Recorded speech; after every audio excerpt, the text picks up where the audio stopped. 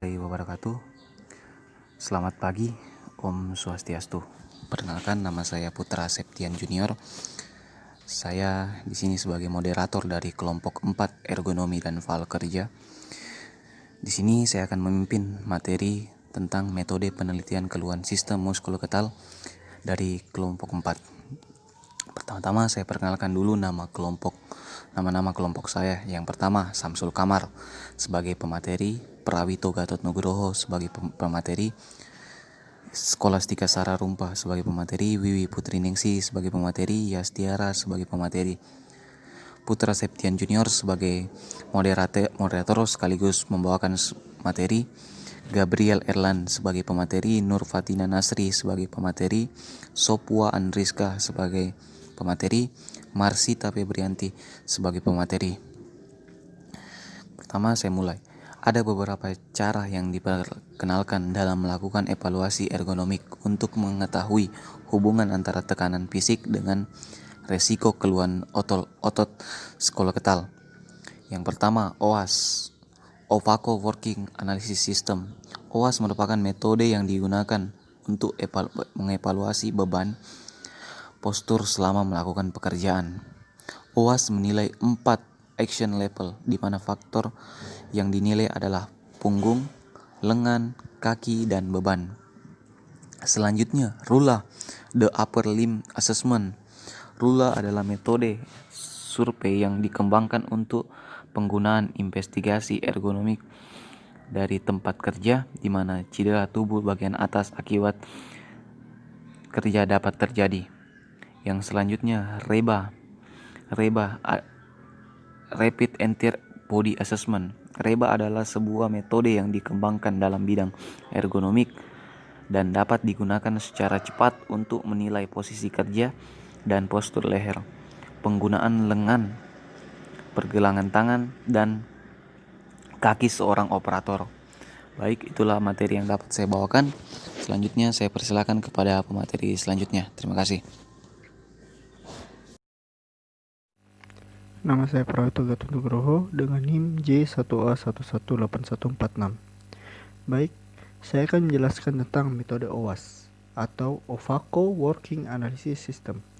Metode OAS merupakan suatu metode yang digunakan untuk menilai postur tubuh pada saat bekerja, seperti halnya metode RULA dan REBA yang akan didiskusikan selanjutnya. Metode ini diperkenalkan pertama kali oleh seorang penulis dari Osmo Karhu, Finlandia pada tahun 1977 dengan judul Correcting Working Posture in Industry, A Practical Method for Analysis, yang diterbitkan di dalam jurnal Applied Ergonomics.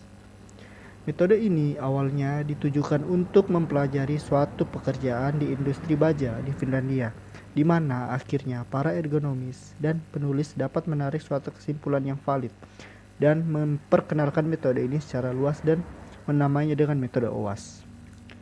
Metode OAS ini, seperti dijelaskan oleh penulisnya, adalah merupakan sebuah metode yang sederhana dan dapat digunakan untuk menganalisis suatu pembebanan pada postur tubuh. Penerapan dari metode ini dapat memberikan suatu hasil yang baik, yang dapat meningkatkan kenyamanan kerja, sebagai peningkatan kualitas produksi setelah dilakukannya perbaikan sikap kerja. Sampai saat ini, metode ini telah diterapkan secara luas di berbagai sektor industri. Aplikasi metode OAS didasarkan pada hasil pengamatan dari berbagai posisi yang diambil pada pekerja selama melakukan pekerjaannya, dan digunakan untuk mengidentifikasi sampai dengan 252 posisi yang berbeda sebagai hasil dari kemungkinan kombinasi postur tubuh bagian belakang, 4 posisi, lengan, 3 posisi, kaki, 7 posisi, dan pembebanan 3 interval. Langkah pertama dari metode ini adalah pengumpulan data atau perekaman posisi yang dapat dilakukan dengan melalui observasi pada pekerja, analisis foto, video, atau melihat aktivitas yang sedang dilakukan. Setelah dilakukan observasi dengan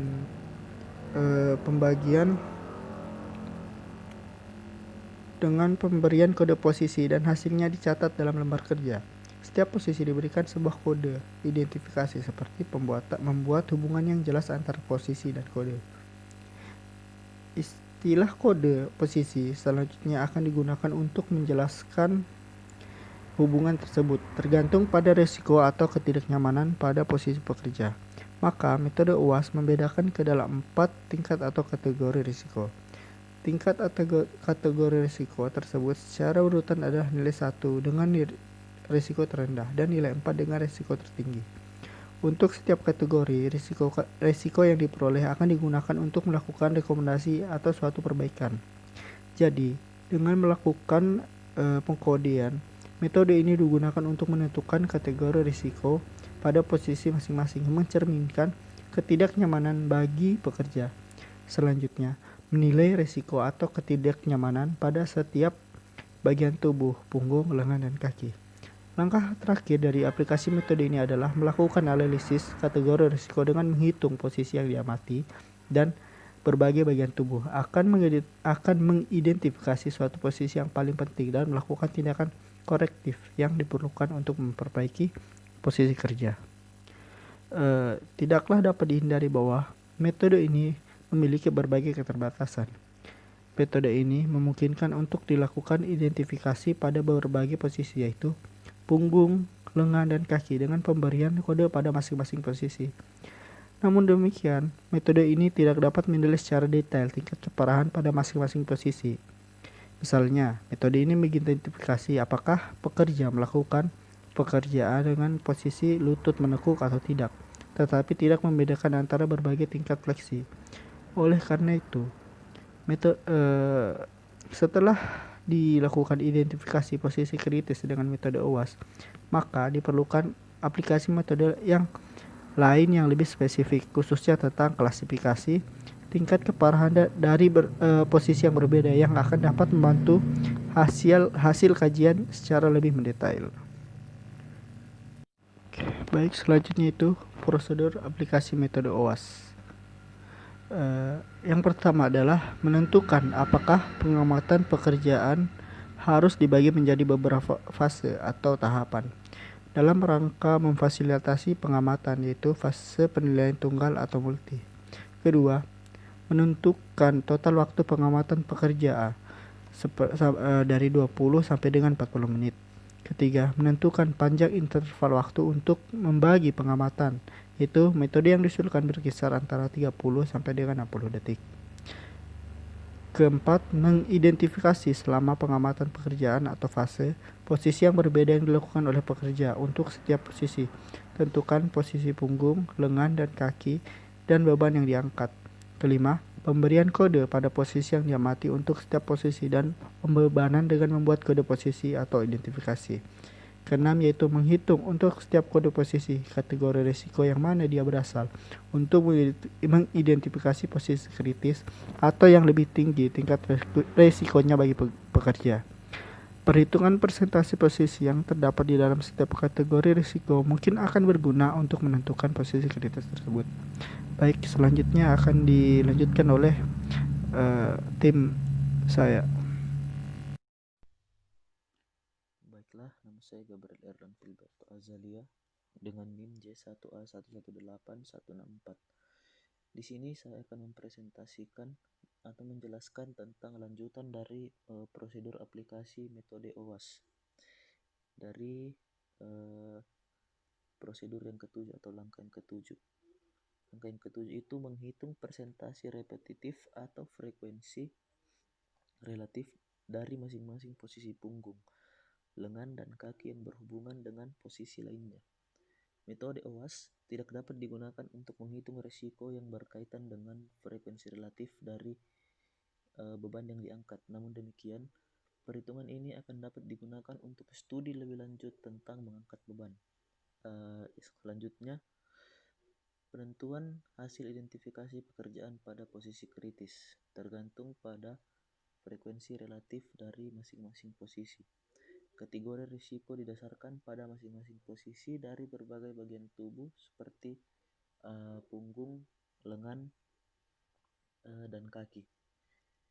Dengan melakukan pengkodean, metode ini dapat digunakan untuk menentukan kategori risiko pada posisi masing-masing yang mencerminkan ketidaknyamanan bagi pekerja.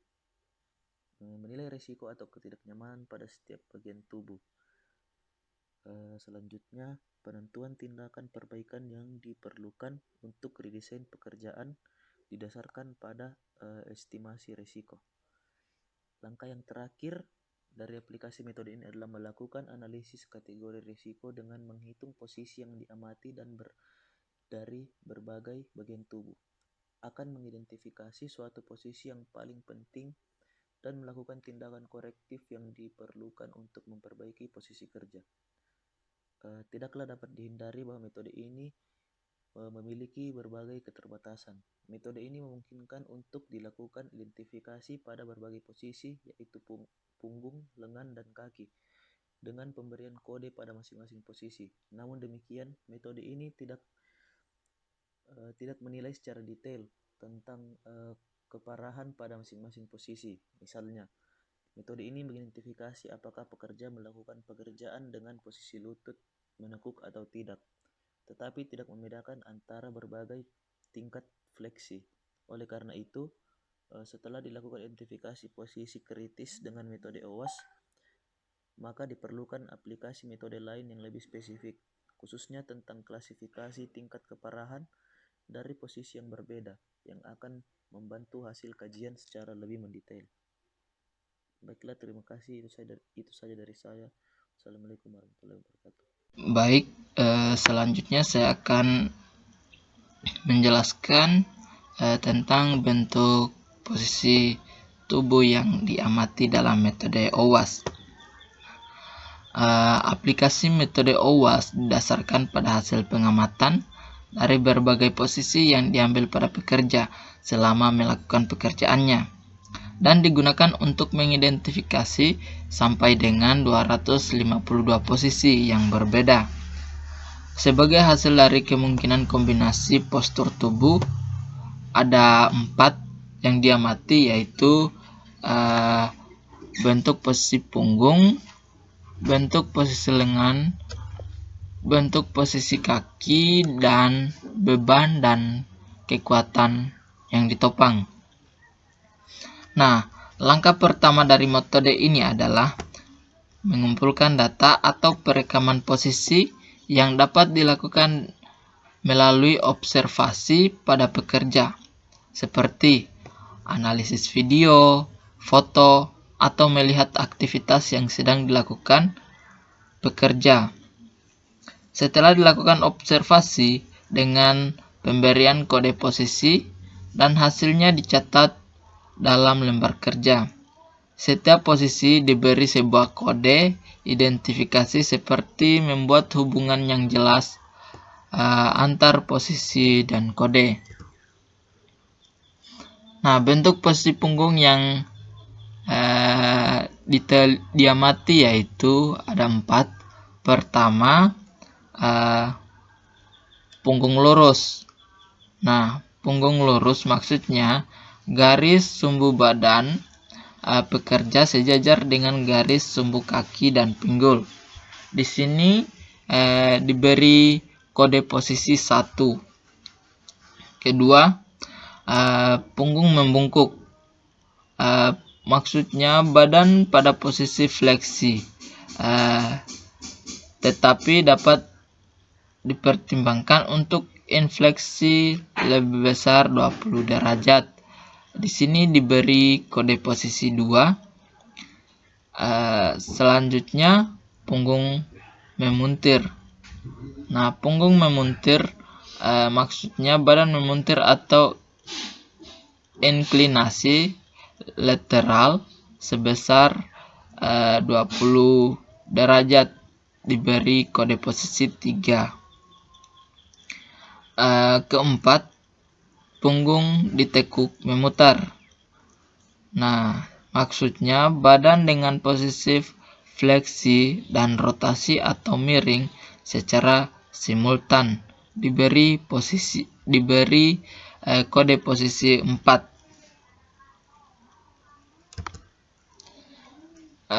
Selanjutnya, bentuk posisi lengan. Bentuk posisi lengan yang diamati di sini ada 3. Pertama, kedua lengan di bawah. Kedua lengan di bawah maksudnya kedua lengan pekerja berada di bawah ketinggian bahu, diberi kode posisi 2. Selanjutnya 1 lengan di bawah dan 1 di atas. Maksudnya 1 lengan di bawah bahu, di bawah ketinggian bahu, dan 1 lengannya di atas ketinggian bahu, diberi kode posisi 2. Ketiga, kedua lengan di atas bahu. Maksudnya kedua lengan di atas ketinggian bahu, diberi kode posisi 3. Selanjutnya bentuk posisi kaki. Bentuk posisi kaki di sini yang diamati ada 7. Pertama, posisi duduk. Kedua, berdiri dengan kedua kaki lurus dengan berat badan seimbang antar kedua kaki. Ketiga, berdiri dengan 1 kaki lurus dan 1 kaki lainnya menekuk dengan berat badan seimbang antar kedua kaki. Keempat, berdiri atau jongkok dengan kedua kaki ditekuk dan berat badan seimbang antar kedua kaki. Akan tetapi di sini 1 kakinya membentuk sudut lebih besar dari 90 derajat. Kelima, berdiri atau jongkok dengan kedua kaki ditekuk dan keseimbangan berat badan antar kedua kaki. Keenam, kaki dengan posisi berlutut. Ketujuh, berjalan. Nah, selanjutnya beban dan kekuatan yang ditopang. Beban dan kekuatan yang ditopang di sini ada 3. Pertama, kurang dari 10 kg dengan kode posisi 1. 2, antara 10 kg dan sampai 20 kg dengan posisi 2. Ketiga, lebih dari 20 kg dengan kode posisi 3. Ika, sini dulu. Kamu bilang asal ini. Baik, saya akan melanjutkan materi dari pemateri sebelumnya tentang kategori resiko. Adapun bagiannya adalah yang pertama, kategori resiko dan tindakan perbaikan. Yang kedua, kategori resiko, kode posisi pada kombinasi posisi, dan yang ketiga contohnya. Kategori resiko dan tindakan perbaikan bertujuan untuk mengetahui tingkat rendah, sedang, tinggi, atau sangat tinggi efek pada sistem muskuloskeletal dan tindakan perbaikan pada gangguan sistem muskuloskeletal. Kategori resiko kode posisi pada kombinasi posisi. Ini adalah tabel yang digunakan untuk menentukan gangguan sistem muskuloskeletal. Dan hasil dari tabel ini akan menentukan kategori resiko dan tindakan perbaikan yang dijelaskan pada slide sebelumnya. Dan ini adalah tabel yang digunakan dalam pemberian kode posisi pada kombinasi posisi yang dijelaskan pada slide sebelumnya. Contoh, seorang pekerja selama kerja yang dominan dengan posisi punggung membungkuk, maka kode untuk punggung adalah 2. Kedua dengan pekerja beraktivitas dominan di bawah bahu, maka kode untuk lengan adalah 1. Sementara itu, selama bekerja dilakukan sambil berdiri dan agak jongkok pada kedua kaki, maka kode untuk kaki adalah 4. Dan pekerjaan yang dilakukan adalah mengangkat dan mengangkut beban antara 10 sampai 20 kg, maka kode untuk beban adalah 2. Jadi, hasil dari pengkodean yang didapatkan adalah 3.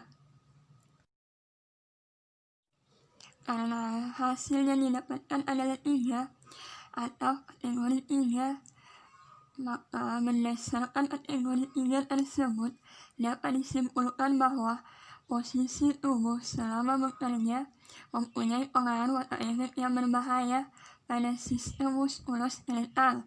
Dengan demikian, tindakan korektif perlu dilakukan segera. Hasil tersebut dapat dilihat pada tabel kategori resiko gangguan sistem muskuloskeletal. Baik, saya akan melanjutkan persentase dari teman saya sebelumnya, yaitu 2 metode RULA. Metode RULA atau Rapid Upper Limb Assessment adalah sebuah metode untuk menilai postur, gaya, dan gerakan suatu aktivitas kerja yang berkaitan dengan penggunaan anggota tubuh bagian atas atau upper limb. Metode ini dikembangkan untuk menyelidiki resiko kelainan yang akan dialami oleh seorang pekerja dalam melakukan aktivitas kerja yang memanfaatkan anggota tubuh bagian atas atau upper limb. Metode RULA juga merupakan suatu metode dengan menggunakan target postur tubuh untuk mengestimasi terjadinya resiko gangguan otot skeletal, khususnya pada anggota tubuh bagian atas atau upper limb disorders. Seperti ada gerakan repetitif, pekerjaan diperlukan pengerahan kekuatan, aktivitas otot statis pada otot skeletal, dan lain-lain. Metode ini menggunakan diagram postur tubuh dan tabel penilaian untuk memberikan evaluasi terhadap faktor risiko yang akan dialami oleh pekerja. Mungkin itu saja dari saya. Saya berikan kepada teman saya selanjutnya untuk mempresentasikan materi berikutnya. Terima kasih. Baik, slide selanjutnya akan dijelaskan oleh saya. Perkenalkan, nama saya Sofwan Rizka Aisyah dengan NIM J1A1181666. Di slide berikut ini menjelaskan secara ringkas bagaimana prosedur aplikasi metode RULE. Yang pertama yaitu menentukan siklus kerja dan mengobservasi pekerja selama variasi siklus kerja tersebut. Yang kedua, memilih postur tubuh yang akan dinilai. Yang ketiga, memutuskan untuk menilai kedua sisi anggota tubuh. Yang keempat, menentukan skor tubuh untuk masing-masing anggota tubuh. Yang kelima, menghitung grand score dan action level untuk menilai kemungkinan risiko yang terjadi. Yang keenam yaitu merevisi skor postur tubuh untuk anggota tubuh yang berbeda yang digunakan untuk menentukan di mana perbaikan diperlukan. Aplikasi metode RULE ini dimulai dengan mengobservasi aktivitas pekerja selama beberapa siklus kerja. Dari observasi tersebut, dipilih pekerjaan dan postur tubuh yang paling signifikan. Pada saat memilih postur tubuh saat kerja, perlu mempertimbangkan aspek-aspek seperti durasi atau beberapa postur tubuh yang mengalami pembebanan berlebihan, yang selanjutnya postur tubuh tersebut dinilai. Jika siklus kerja cukup panjang, akan lebih baik untuk melakukan penilaian dengan interval secara reguler. Dalam hal demikian, maka lama waktu terhadap postur tubuh yang mengalami pembebanan tersebut perlu dipertimbangkan. Baik, langsung saja perkenalkan, nama saya Marsita Febrianti Ahmar dengan NIM J1A1182280. Di sini saya akan melanjutkan penjelasan mengenai metode RULA. Seperti yang dijelaskan oleh teman saya sebelumnya bahwa metode RULA ini sebuah metode untuk menilai postur, gaya, dan gerakan suatu aktivitas kerja yang berkaitan dengan penggunaan anggota tubuh bagian atas. Metode ini dikembangkan untuk menyelidiki resiko kelainan yang akan dialami oleh seorang pekerja dalam melakukan aktivitas kerja yang memanfaatkan anggota tubuh bagian atas, atau menyelidiki seberapa besar kecelakaan atau resiko kecelakaan kerja yang akan dialami seorang pekerja. Nah, jika metode RULA ini telah dilakukan dan terdapat postur gaya tubuh yang tidak ergonomi, maka dilakukanlah redesign stasiun kerja atau mengadakan perubahan untuk perbaikan postur tubuh saat kerja bila diperlukan. Nah, jika stasiun kerja ini dirancang secara benar, maka mampu memberikan keselamatan dan kenyamanan kerja bagi operator. Dalam meredesain stasiun kerja atau mendesain stasiun kerja, terdapat dua faktor penentu yang harus dipahami. Yang pertama, harus selalu diingat bahwa populasi pekerja akan sangat bervariasi dan berbeda-beda, baik dalam bentuk maupun ukuran tubuh. Dan yang kedua, harus dipahami tentang karakteristik dari populasi pemakai produk ataupun fasilitas kerja seperti pendidikan, kultur, skill, attitude, kemampuan fisik maupun mental dan lain-lain. Nah, kemudian dalam meredesain atau mendesain stasiun kerja yang memenuhi persyaratan ergonomis ini didasarkan pada 3 faktor. Yang pertama, data antropometri yang dipakai. Yang kedua, kondisi alami dari pekerjaan yang harus diselesaikan. Dan yang ketiga, pola perilaku pekerja. Nah, jika perubahan untuk perbaikan telah dilakukan atau meredesain stasiun kerja ini telah dilakukan, perlu melakukan penilaian kembali terhadap postur tubuh dengan metode Rula untuk memastikan bahwa perbaikan atau peredesain stasiun kerja telah berjalan sesuai yang diinginkan. Baik, itu saja dari saya. Selanjutnya akan dijelaskan oleh teman saya. Terima kasih. Assalamualaikum warahmatullahi wabarakatuh. Perkenalkan, nama saya Stiara dengan NIM J1A118154. Selanjutnya yaitu metode ketiga, yaitu metode REBA atau metode Rapid Insider Body Assessment. Metode ini awalnya diperkenalkan oleh Suhignit dan Lin McEachemney dan diterbitkan dalam jurnal Applied Ergonomics pada tahun 2000. Metode ini merupakan hasil kerja kolaboratif oleh tim ergonomis, fisioterapi, ahli okupasi, dan para perawat yang mengidentifikasi sekitar 600 posisi di industri manufacturing. Metode REBA memungkinkan dilakukan suatu analisis secara bersama dari posisi yang terjadi pada anggota tubuh bagian atas seperti lengan, lengan bawah, dan pergelangan tangan, badan, leher, dan kaki. Metode REBA juga merupakan suatu alat analisis postural yang sangat sensitif terhadap pekerjaan yang melibatkan perubahan mendadak dalam posisi, biasanya sebagai akibat dari penanganan kontainer yang tidak stabil atau tidak terduga.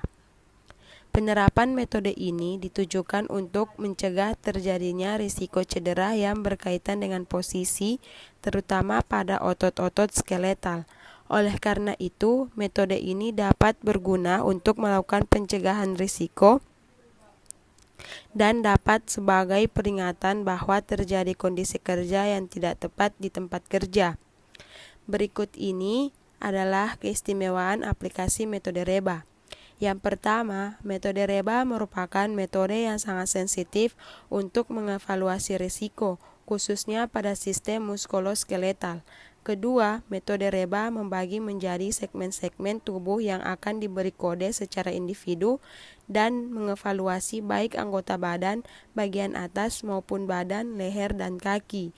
Yang ketiga, metode ini digunakan untuk menganalisis pengaruh pada beban postural selama penanganan kontainer yang dilakukan dengan tangan atau bagian tubuh lainnya. Yang keempat, metode ini dianggap relevan untuk jenis kontainer yang mempunyai pegangan. Yang kelima, memungkinkan untuk melakukan penilaian terhadap aktivitas otot yang disebabkan oleh posisi tubuh statis, dinamis, atau karena terjadinya perubahan postur yang tak terduga atau tiba-tiba. Yang keenam, hasilnya adalah untuk menentukan tingkat risiko cedera dengan menetapkan tingkat tindakan korektif yang diperlukan dan melakukan intervensi untuk perbaikan segera. Selanjutnya, yaitu metode REBA. Ini dimulai dengan melakukan penilaian dan pemberian skor individu untuk grup A, badan, leher, dan kaki. Yang pertama yaitu scoring pada badan. Badan merupakan anggota tubuh pertama yang dievaluasi pada grup A. Hal ini dapat menentukan apakah pekerja melakukan pekerjaan dengan posisi badan tegak atau tidak, dan kemudian menentukan besar kecilnya sudut fleksi atau ekstensi dari badan yang diamati. Yang kedua yaitu scoring pada leher. Setelah selesai menilai bagian badan, maka langkah kedua yaitu menilai posisi leher. Metode Reba mempertimbangkan kemungkinan dua posisi leher. Yang pertama, posisi leher menekuk fleksi antara 0 sampai 20 derajat, dan yang kedua, posisi leher menekuk fleksi atau ekstensi lebih besar dari 20 derajat. Skor hasil perhitungan tersebut kemudian dapat ditambah jika posisi leher pekerja membungkuk atau memuntir secara lateral. Selanjutnya yang ketiga yaitu scoring pada kaki. Untuk melengkapi alokasi skor pada grup A, maka selanjutnya adalah mengevaluasi posisi kaki. Skor pada kaki akan meningkat jika salah satu atau kedua lutut fleksi atau ditekuk. Kenaikan tersebut mungkin sampai dengan 2 jika lutut menekuk lebih dari 60 derajat. Selanjutnya yang keempat yaitu scoring pada lengan. Untuk menentukan skor yang dilakukan pada lengan atas, maka harus diukur sudut antara lengan dan badan. Skor yang diperoleh akan sangat tergantung pada besar kecilnya sudut yang terbentuk antara lengan dan badan selama pekerja melakukan pekerjaannya. Skor untuk lengan harus dimodifikasi, yaitu ditambah atau dikurangi jika bahu pekerja terangkat. Jika lengan diputar, diangkat menjauh dari badan, atau kurangi 1 jika lengan ditopang selama kerja. Masing-masing kondisi tersebut akan menyebabkan suatu peningkatan atau penurunan skor postur pada lengan. Selanjutnya yang kelima atau yang terakhir yaitu scoring pada pergelangan tangan. Terakhir dari pengukuran pada grup B adalah menilai posisi pergelangan tangan.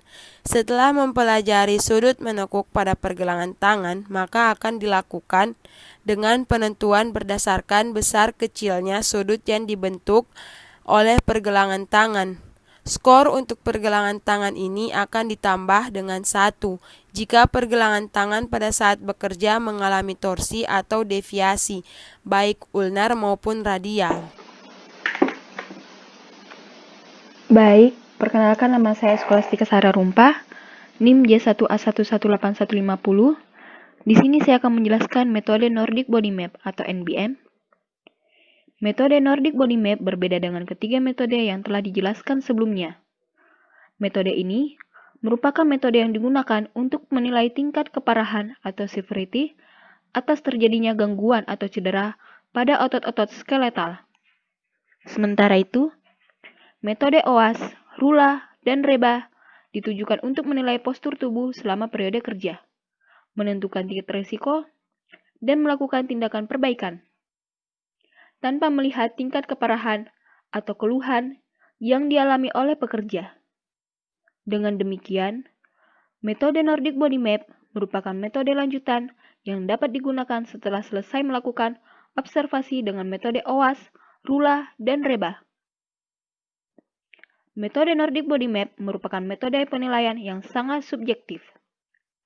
Artinya, keberhasilan aplikasi metode ini sangat tergantung dari kondisi dan situasi yang dialami pekerja pada saat dilakukannya penilaian dan juga tergantung dari keahlian dan pengalaman observer yang bersangkutan.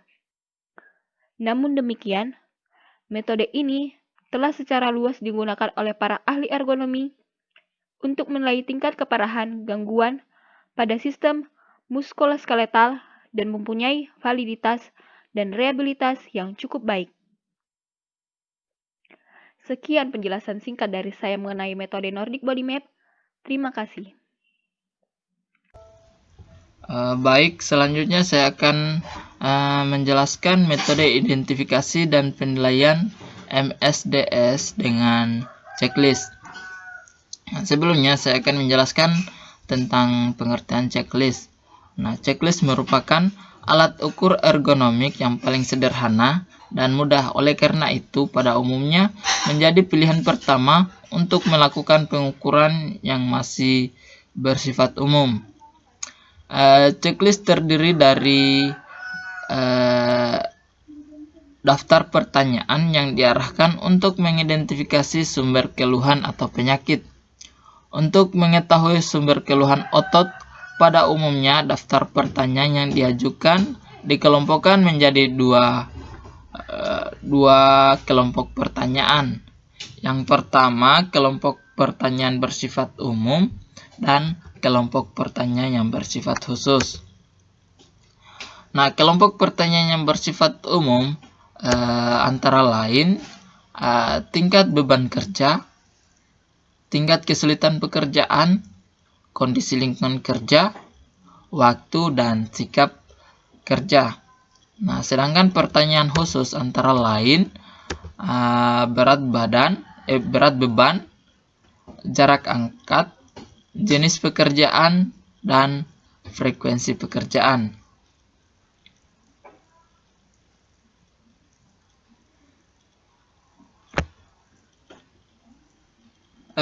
Di sini checklist merupakan alat ukur ergonomik yang sangat mudah, akan tetapi hasil dari checklist tersebut kurang teliti. Oleh karena itu, checklist lebih sering digunakan untuk studi pendahuluan dan identifikasi masalah. Ya, kesimpulan dari persentase kami yaitu dari uraian tentang berbagai metode untuk mengukur dan mengenali sumber keluhan otot skeletal, terlihat bahwa masing-masing metode memiliki kelebihan dan kelemahan. Oleh karena itu, sebelum memilih dan menetapkan metode yang akan digunakan, hendaknya dikaji terlebih dahulu karakteristik dari aktivitas kerja yang akan diukur. Selanjutnya, barulah ditetapkan metode yang cocok untuk kondisi dan karakteristik aktivitas kerja yang ada. Sekian persentase dari kami. Saya ucapkan Assalamualaikum warahmatullahi wabarakatuh.